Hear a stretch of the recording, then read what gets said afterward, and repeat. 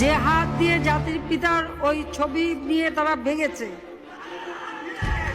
তাদের যা উপযুক্ত করা উচিত সেটা করতে হবে। কিন্তু যিনি আমাদের জাতির পিতা, যার আইন আছে, সেখানে হাত দেবে এত সাহস কোত্থেকে পেল?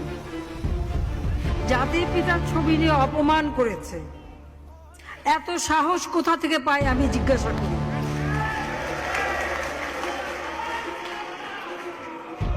আমি জানি না আমাদের হাই কমিশনার এখন কারা বসেছিল এবং তারা সেখানে কিছুই করতে পারলো না কেন, সেটাও বড় প্রশ্ন।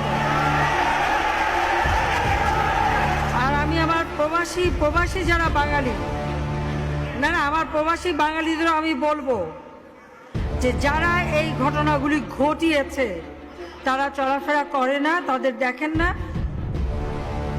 যে হাত দিয়ে জাতির পিতার ওই ছবি নিয়ে তারা ভেঙেছে,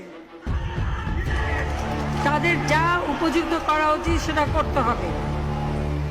কারণ জাতির পিতার নাম মুছে ফেলার চেষ্টা করা হয়েছিল, তো তারিখ যেহেতু দূরের কথা, ওর বাপ তো চেষ্টা করেছিল এই নাম মুছতে, ওর বাপও চেষ্টা করেছে, মাও চেষ্টা করেছে। তারা কি পেয়েছে নাম মুছতে? পারে নাই।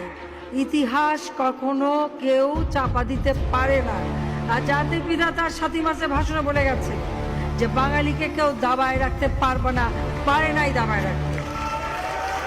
তা আজকে এত বড় দুঃসাহস হয়ে যায়। হ্যাঁ, আমি প্রধানমন্ত্রী এসে আমারটা যা করুক, ওটা আপনি কিছু মনে করি না। তারিখ যে ভুলে